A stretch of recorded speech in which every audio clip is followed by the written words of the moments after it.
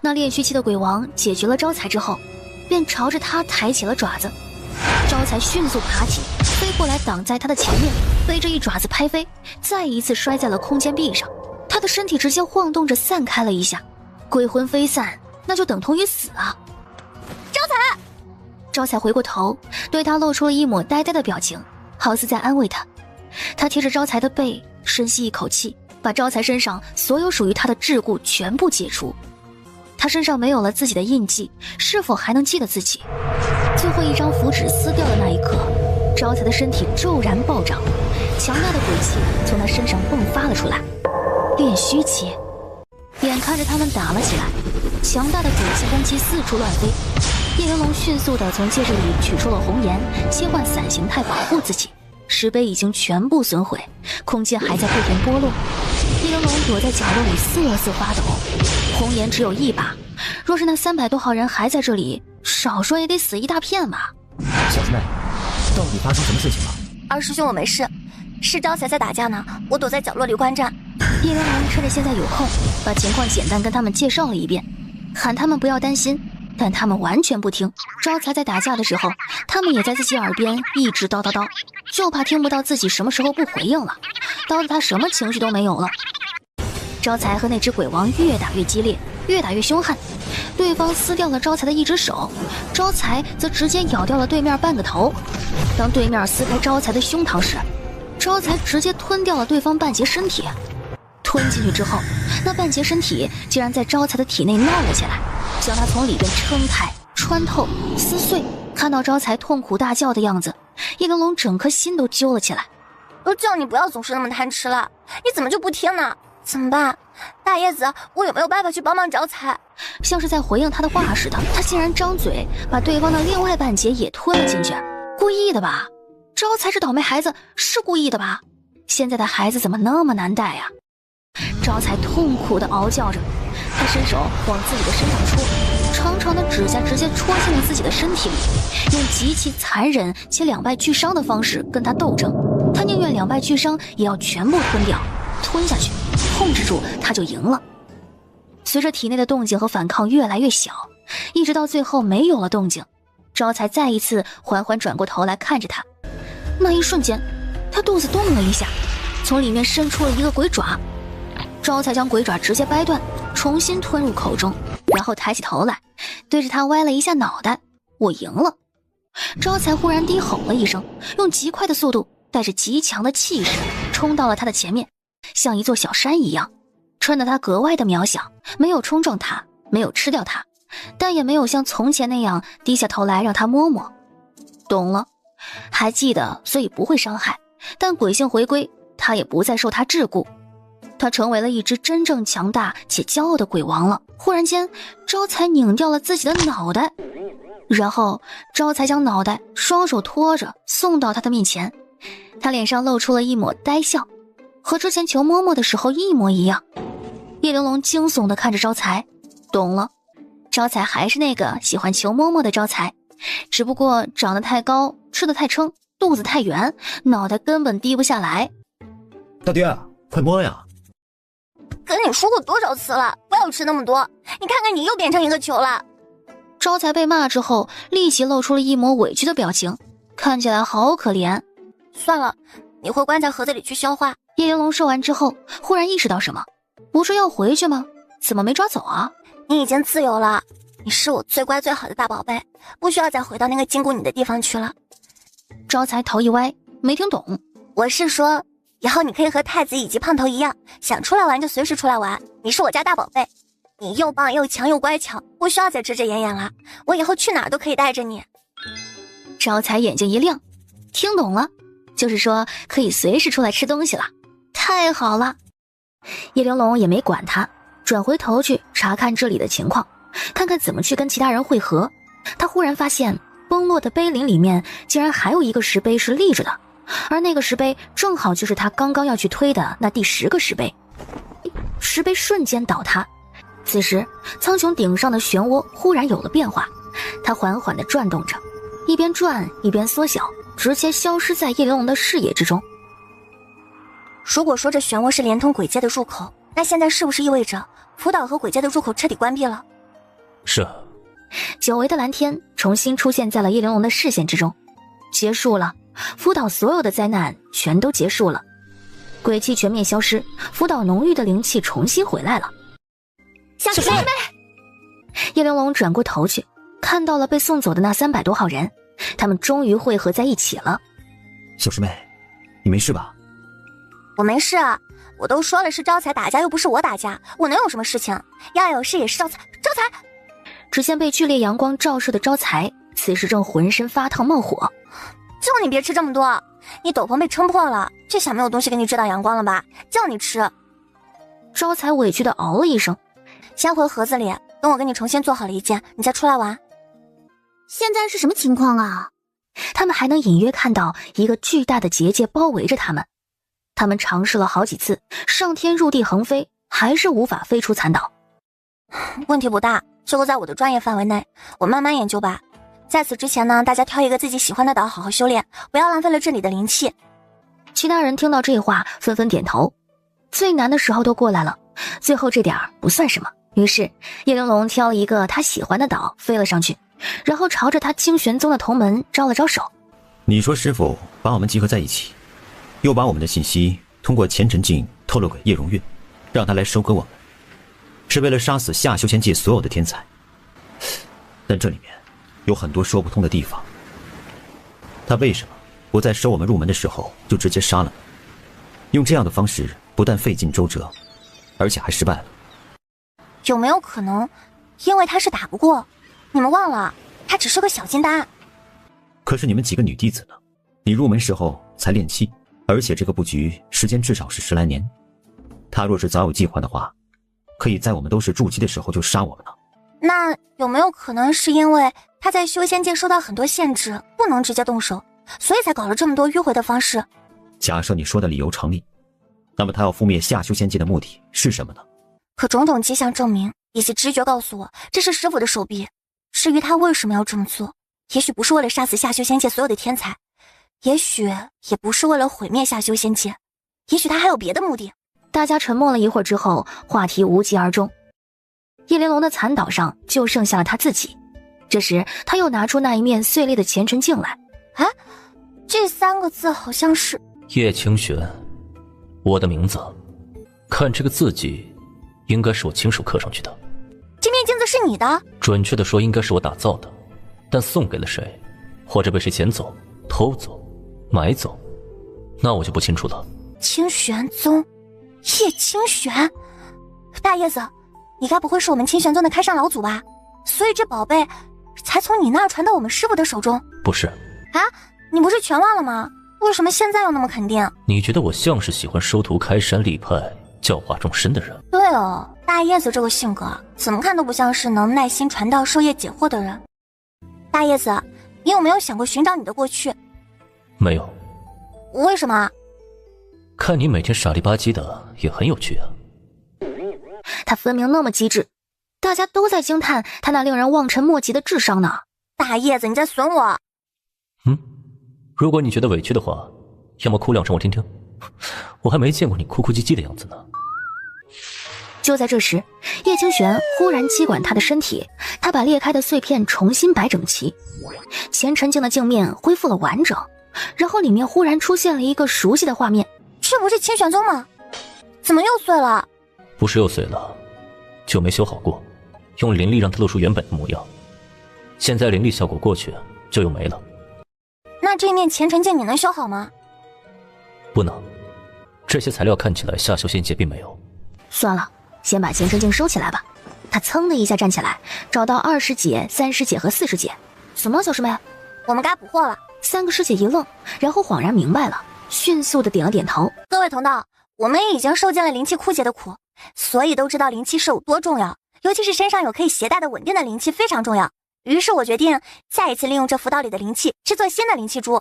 上次九华山的灵气被吸光了，原来是你们清玄宗干的呀！你们把这符岛里面的灵气吸干了，我们的修炼怎么办呢？所有人都转头看向柳元旭，眼神里全都带着刀。又开始了，这人又开始搞分裂了。完了，说错话了。命都救了，他要这灵气就拿去呗，结界一开，这里的灵气也会消散。我知道你觉得我把灵气全部拿走不公平，在座的人人有份，不会落空的。这样呢，你们也不必担心这里的灵气来不及吸收，以后你们可以慢慢用。叶师妹，这一路走来，你不曾亏待过我们，我们对你是没有质疑的，你不用担心。是啊，你就是要我的命，我也可以报答给你的，何况这么点灵气呢？柳元旭后退了几步，默默地垂下脑袋。忘了我，忘了我，忘了我吧。叶玲珑被他这样子给逗笑了。要长久保持着一种人设不崩塌，也挺不容易的。既然大家都没意见，那我就开始啦。结束之后，叶玲珑给每个人分了3枚灵气珠，赚大了呀！果然跟着叶子结婚，好处不断，惊喜连连。这时，有人不禁感叹一声：是不是冥冥之中自有天注定？和1000年前一样，这一次辅导结束也是出来了10个化神呐。陆白薇还把答应他赔偿他精神损失的店铺给他送来了。嚯，罗延中的五师姐抢的那叫一个理所当然。哎，大师兄，怎么了？大师姐来了。啊？大师兄，你跟大师姐说了我们的位置了吗？他能找到这里吗？不对啊，他找不到我们吧？这结界我们还没打破，都出不去呢。是啊，小师妹，这结界什么时候能破呀？完了，把正事给忘了。这下好了，大师姐来了见不到，全怪他破阵不给力呀！初次见面就给大师姐这么个不好的印象。我马上去研究。他足尖一点，朝着结界的边界飞了过去。研究了半晌之后，他直接心里咯噔了一下。完了，他所见过的阵法中最难的都在清玄宗，而这个结界出自师傅之手，用的是清玄宗的阵法，罢了，只能硬着头皮尽快破解了。他深吸一口气，运转灵力，再一次朝着结界壁上注入进去。忽然间，轰的一声巨响，结界当场裂开了。小师妹，你竟然一掌打碎了这结界，你也太厉害了吧！一个巨大的口子出现在他的面前。你就是我们新来的小师妹，大师姐。闭关了许久的大师姐终于来了，一来就直接劈开了结界，把他们救出来了。大师姐，你们都在啊？这就是清玄宗的大师姐，她看起来好厉害啊，竟然能一剑劈碎这个结界，连化神都做不到吧？是啊，她什么修为了？炼虚期。全场一片惊叫，这也太强了吧！为什么从来没听说过呀？清玄宗的弟子们也很是惊讶。大师姐不是化神吗？靠闭关真的能达到这样的境界吗？我知道你们问题很多，我过后再回答你们。你们有没有见过一面镜子？叶玲珑回头看了身后的师兄师姐们一眼，眼神询问他们大师姐是不是自己人。裴洛白点了点头。大师姐，你是要找的是这面镜子吗？于红兰面色一惊，她从叶玲珑手里接过了前尘镜。原来是这样，这镜子上藏了好多秘密，那些秘密大师姐你都知道吗？这个你收好，以后兴许会有用。我有很多话想要跟你们说，但是没有时间了。刚进入见到大师姐喜悦情绪中的众人瞬间跟着心头一紧。下修仙界沦陷了。我来的时候看到下修仙界遍地鬼魂，生灵涂炭，这里稍稍好一些，其他地方已经是鬼气遍布，活人全无了。我看你们这里有很多来自不同宗门的弟子吧，快回去吧，他们需要你们。这话一出，其他宗门的人火急火燎的朝着各自的宗门飞了回去。我们也回去吧。清玄宗到了。不是吧，我真的没眼花吗？那么大一个宗门呢，凭空消失了。糟糕，我还在我清玄宗的院子里放了好几箱零食呢，上次出门的时候忘了拿了，现在岂不是没有了？没了钱，我拿什么还给罗延中啊？小师妹，你可一定要为我作证，我不是不还钱，而是我倾家荡产没法还了，所以这笔账一笔勾销吧。不是，吴师姐，你这话跟我说没用啊！一波鬼魂闻到了人味儿，朝着他们冲了过来。于红兰握紧了手中的剑，正准备一剑劈碎他们，谁知下一秒看到师弟师妹们淡定地从戒指里拿了张符纸贴上，那些鬼魂冲到一半，又好像失去了目标似的散开了。大师姐，怎么了？你是最后一个离开清玄宗的，你出来的时候他已经这样了吗？是。那叶玲珑话音刚起，便感觉到戒指里的动静，玉牌刚刚接通，便听到里面传来了一声惊天嘶吼，那是鬼兽的叫声。出事了，救人要紧，你们先去吧，反正清玄宗也没有了。我们，大师姐你不跟我们去吗？不了，我还有别的事情要做。小师妹，你可真叫我惊喜。我们还会再见面的，那个时候我在无浪山等你。说完，于红兰真就飞走了。我怎么觉得大师姐好像变了个人呢？是啊，现在的她都不像她了，她忽然变得这么高深莫测，叫我好害怕呀。而且她看起来像是心里藏了许多事情，这根本就不符合她的性格。我一早就觉得大师姐不对劲了，性格差太远了，跟两个人似的。啊，真的吗？经历了那么多事情，还能这么一如既往的神经大条，也是一种本事。这一下子事情更复杂了。师傅干了件大事儿，人跑了；大师姐出现一次，人变了。千玄宗的事情先放着，我有预感，我真的会去无浪山找他，而且到那个时候，所有的疑惑都会解开的。师兄师姐，在不久之前，我们已经完成了自我救赎，现在轮到我们去拯救世界了。叶玲珑一记中二的鸡血打下去之后，顿时自己也觉得自己恍若降世神奇，拯救众生。至于大师姐，大师姐绝不会害他们。招财落地一声吼，震惊了在场的人人鬼鬼。完了，这次真的完了呀！这是天要亡我宗门联盟啊！怎么回事啊？你们那些弟子不是都回复了玉牌的消息，说正在赶过来吗？怎么还没来呢？福岛距离这里有1-2天的路程，别想了，等死吧！不要这么悲观，就算我们死了，还有昆吾城弟子活着，待他们归来，一定会重振我昆吾城的。我呸！不就是你们昆吾城全员活着吗？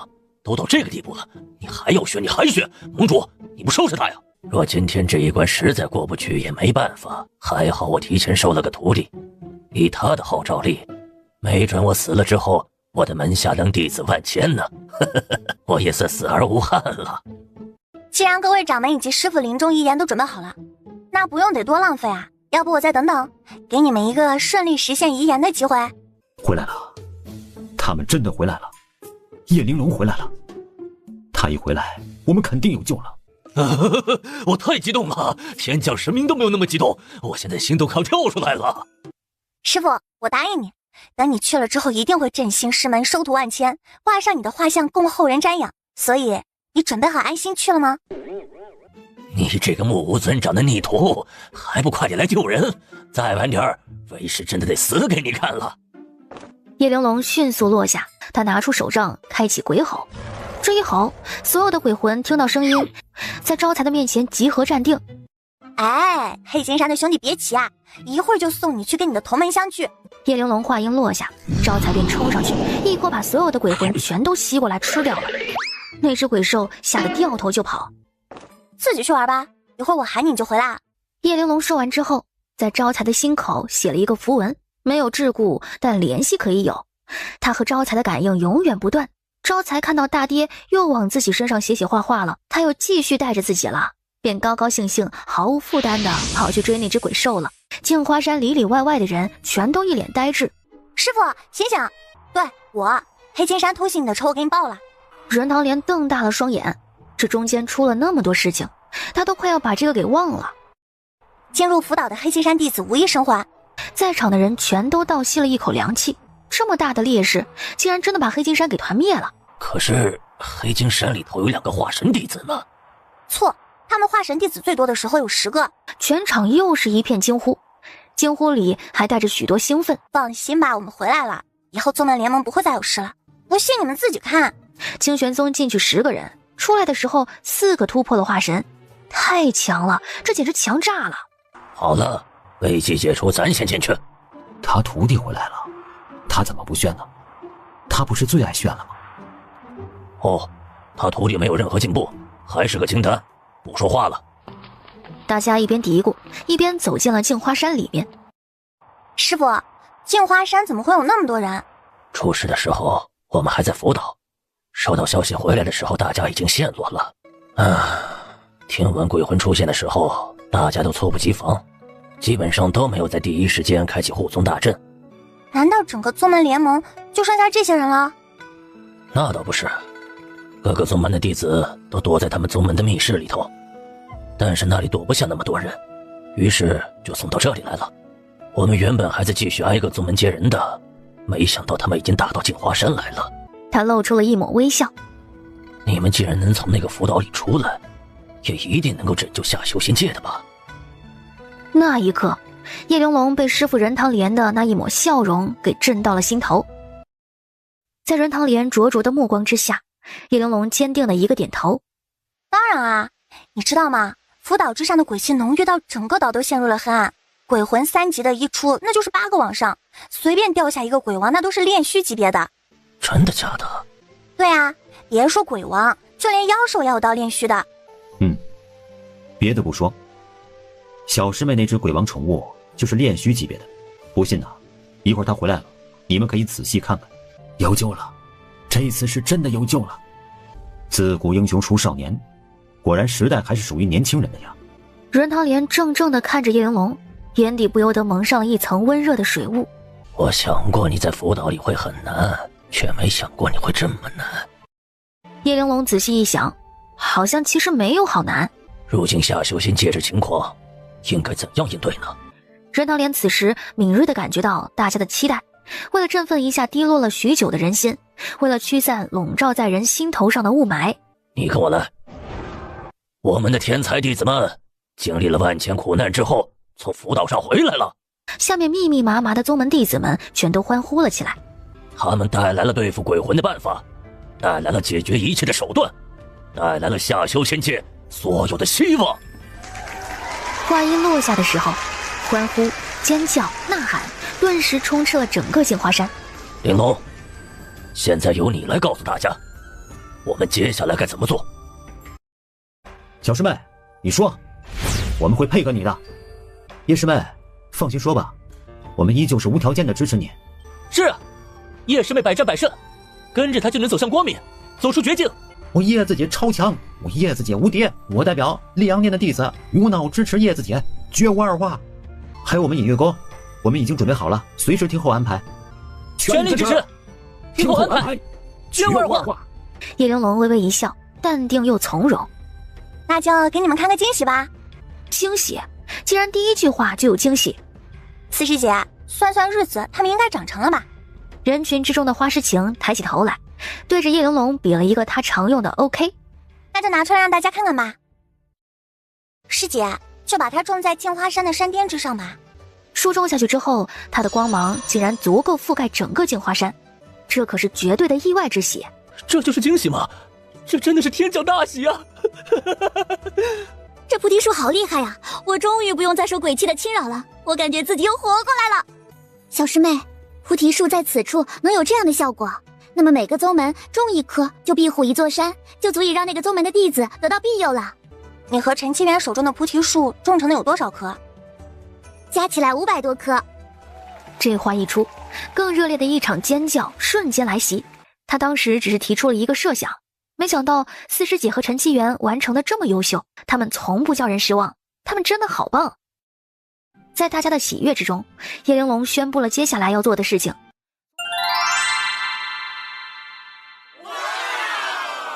听到这个计划和安排，全场又再爆发了一阵激动人心的欢呼和尖叫，大家迅速的领了任务，便出发救人去了。镜花山重新恢复了宁静，叶玲珑则准备出发救人。叶玲珑把招财放去清理宗门内的鬼魂，自己提着红颜便冲了上去。剑形态的红颜之上贴了抑制鬼魂的符纸。你是叶玲珑？对。师傅，师傅，你没事吧？你不该出来的，他们要冲进来了，我们一起死就好了，你不该一个人的。他好像是的。叶玲珑，菩提树种下之后，你就不用起一块了。你们的护宗大阵有点简陋，一会儿呢我给你们加固一下。这里头的鬼魂我会给你们全部消灭掉，暂时是安全了，但是呢也不要掉以轻心。过阵子就会有其他宗门的长老过来给你们修联络阵，以后有需要就直接找盟主。多谢叶姑娘，多谢，多谢。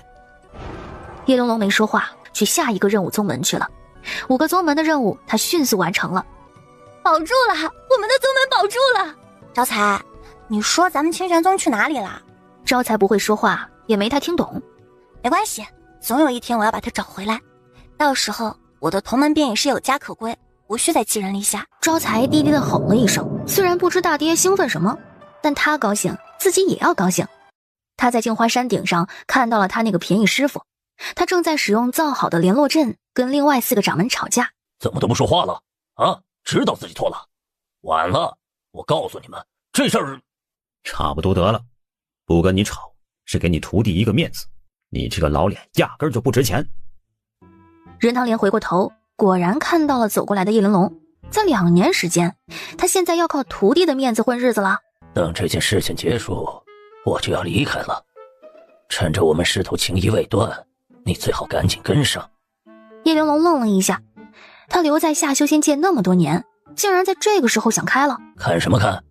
不只是我，到时候你那些师兄也都会走。你好好检讨一下啊！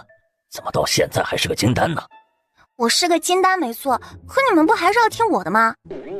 怎么会有那么嚣张的金丹，还是个气死人不偿命的逆徒？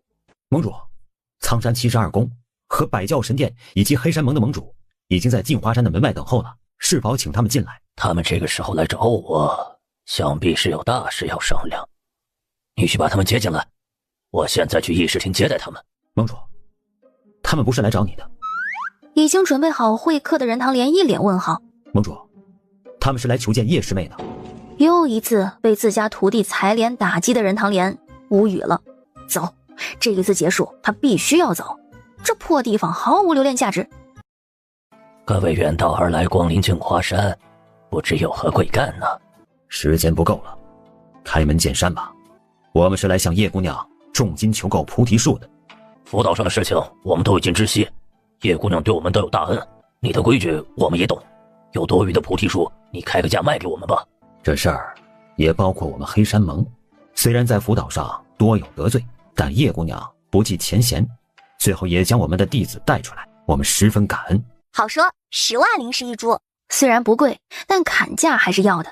灾难友情价和批发购买价呢？没有，这次数量有限，不搞活动。老规矩，你们让弟子把数目报上来，我会综合库存情况考虑具体出手多少。行，你的分配我们都信得过。除了购买菩提树之外，我还想跟叶姑娘商量一下下修仙界后续的事情。又来了，这种被逆徒全面碾压的感觉，他又来了。我听弟子们说，辅导鬼魂消失的时候，只有你一个人在。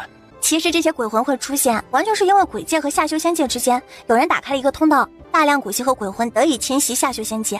只要我们找到这个大门所在的位置，将它关闭掉，就可以让下修仙界恢复寻常了。是的。那这个鬼界大门在哪儿呢？下修仙界沦陷的时候，鬼魂爆发的地方有好多个，这大门会不会就是在那些地方？应该不是，说都是大门，那么幕后之人的工作量也太大了，他一定是只开了一个，然后通过某种方式使得大量的地方和那个大门相连通。不知道众位前辈可曾听说过无浪山？你怎么会问这个地方？这次的事情跟那里相关吗？无浪山很特殊吗？很特殊。任盟主，这事儿你来说吧。任堂莲终于找到了一个发言刷存在感的机会。无浪山曾经是一个超级大宗门的所在地，在1万多年前，修仙界没有那么多派系势力，大家所有的目标就是能进那个大宗门。超级大宗门，它没有名字吗？它像是被时间遗忘了一样，谁也不记得它的名字，书籍上也没有任何记载，说明有人把这个宗门给抹去了。光想想就觉得这力量好可怕。后来呢？后来听闻那个超级大宗门发生了一场大战，那场大战导致整个修仙界差点覆灭，非常惊险。大战？谁跟谁战？不知道是谁和谁的大战，只知道从那以后，无浪山就成了尸骨遍地的大坟场。不知是什么力量残留在那里，导致外人无法踏足，已经很多年没人去过了。那你们有无浪山的地址吗？怎么，你要去啊？你先告诉我它在哪。一幅巨大的地形图出现在了议事厅里，这里就是无浪山。它竟然就在下修仙界的正中心。你不会告诉我你真的要去无浪山吧？是啊，因为鬼界大门就开在无浪山。确定就在无浪山吗？我目前没有别的办法，无论如何，无浪山我都会要去一趟。师姐，苍山百教和黑山盟的人跑来买菩提树，我已经答应他们，钱也收整齐了，一会儿我跟你一起去交货。花诗情应了一声好。小师妹，菩提树你卖多少钱呢？不贵，也就10万一株。干什么啊？他们都觉得不贵，你要替他们觉得贵吗？小师妹，她是真的要把整个下修仙界的财富都聚集在自己身上呀。快看，五师妹她表情不对了，她不会走火入魔了吧？金丹破元婴而已，不至于吧？全体清玄宗弟子立马冲了过去，输送灵气的、喂入灵丹的，能做的全都给他做了。我成功了！我元婴了，我也变成大元婴了！天哪，我老爹肯定做梦都不敢相信我到元婴了。确实是一件很值得高兴的事情。若他刚刚没有差点走火入魔的话，太棒了！1天之内，我们清玄宗多了4个元婴，以后出门就可以跟别人炫耀了。我们清玄宗的修为，元婴起步。五师姐，这里还有个小金丹呢。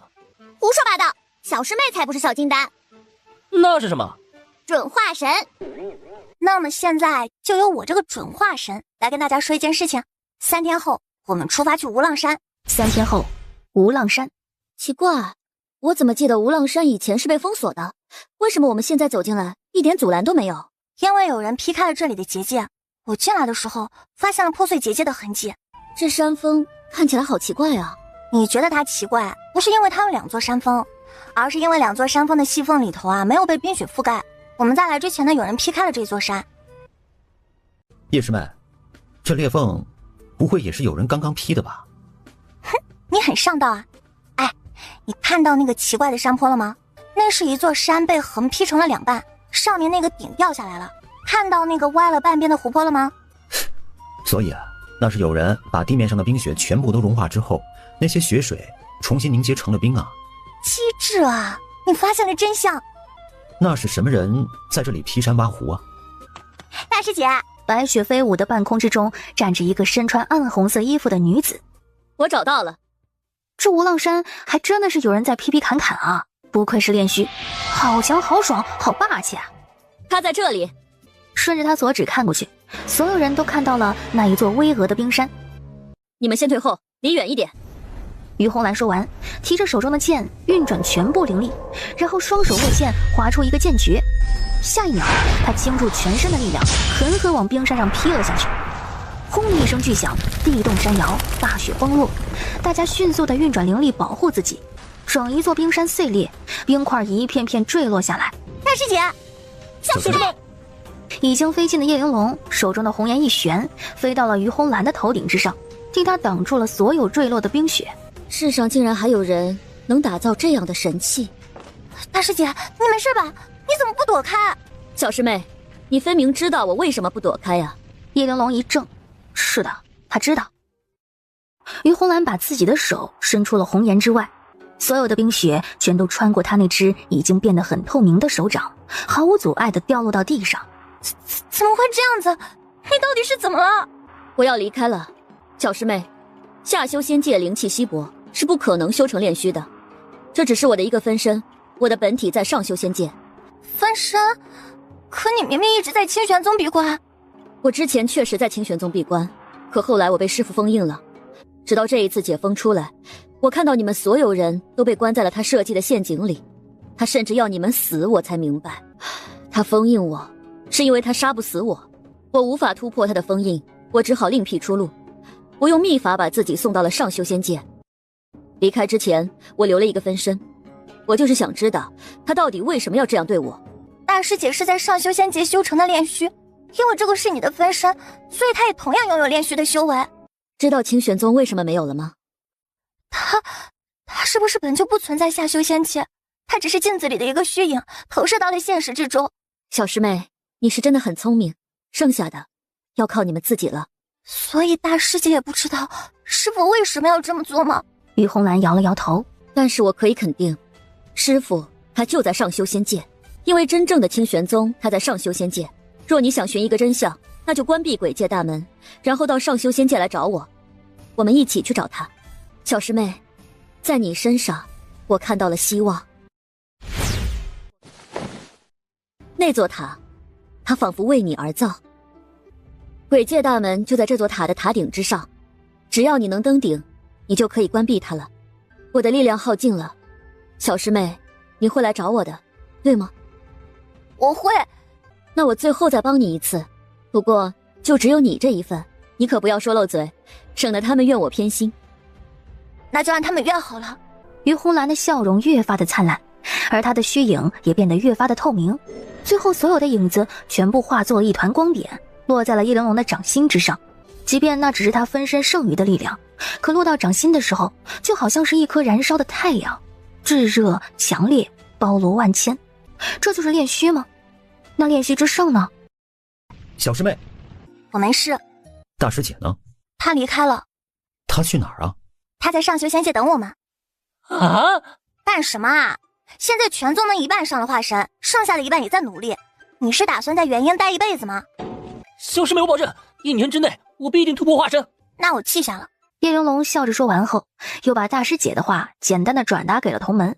没错，就她，传说中的九霄塔。除了她的名字，还有什么关于她的信息吗？这下子，刚刚那些激动的人全安静了下来，没有其他信息了。没有。